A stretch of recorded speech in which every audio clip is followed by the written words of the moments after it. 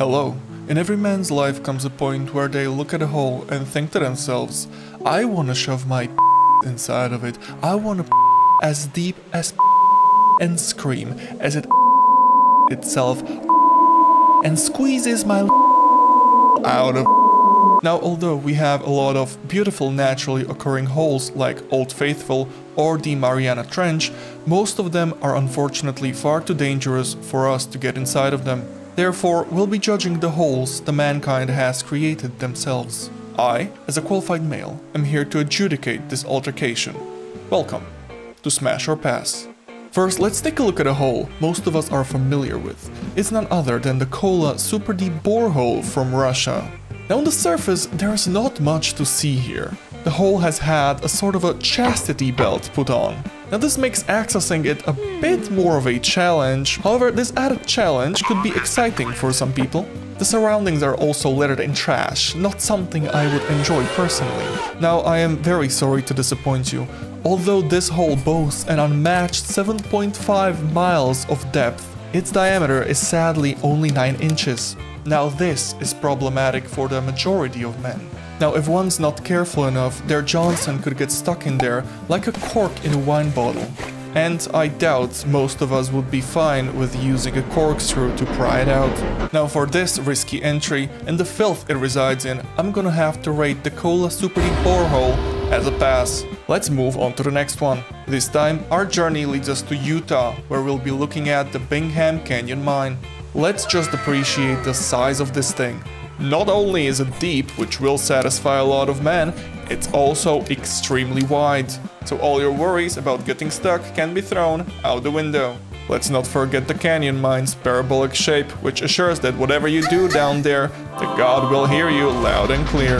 And did I mention those ridges? By looking at this hole, us men can already see that this is going to be a stellar experience. Unless, of course, you don't mind sharing it with the workers who are still working there. The Bingham Canyon Mine is still open, so unless you can afford to rent it for a day or two, you can kiss your privacy goodbye. I understand, however, that this is a huge plus for some people. And to all men who are sad about the privacy issue, don't be. The fact it's still open just means it's getting deeper every single day. All these pluses and virtually no downsides make the Bingham Canyon Mine a solid smash. Our journey now leads us to Africa, to the Kimberley Diamond Mine.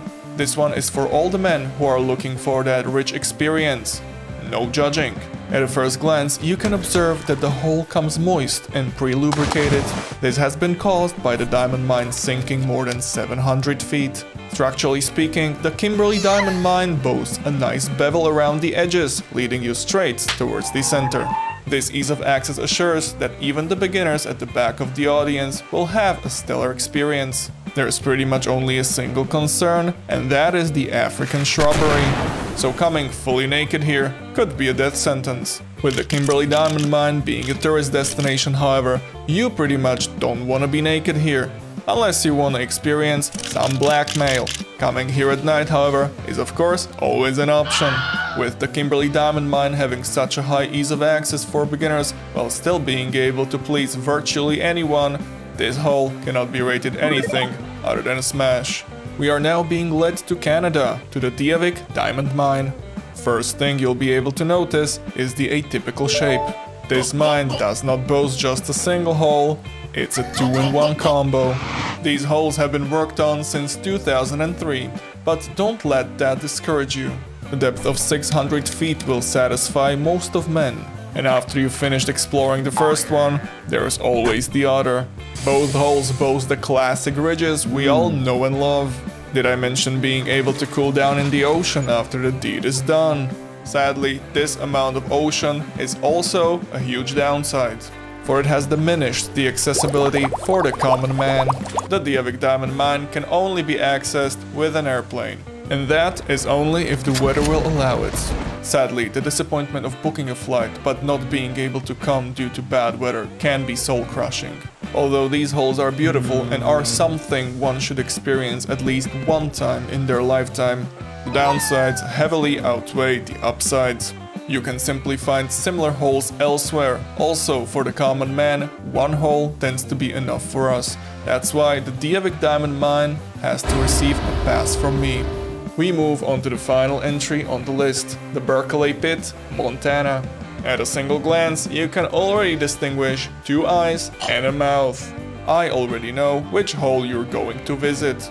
Although the Berkeley Pit boasts a depth of 1,700 feet, along with free lubrication, don't be fooled by the exciting looks. Unless you like drenching yourself in chemicals, I wouldn't suggest exploring this orifice. This water is filled to the brim with heavy metals and chemicals, and although that might add to the lubrication, your health is not worth the risk. Treat yourself better and find a nicer hole. It's also important to add that a 342-bird flock of snow geese died inside a pit. The water is highly acidic, so unless you're heavily into vor, I wouldn't suggest it. If it wasn't obvious enough, the Berkeley Pit in Montana receives a huge pass from me, and I hope you, the audience, think the same. I hope this video was informative and brought you some insight on how to choose your next rodeo. Feel free to like and comment on what you agreed with, what you disagreed with, and what I may have missed. Safe travels, people, and goodbye.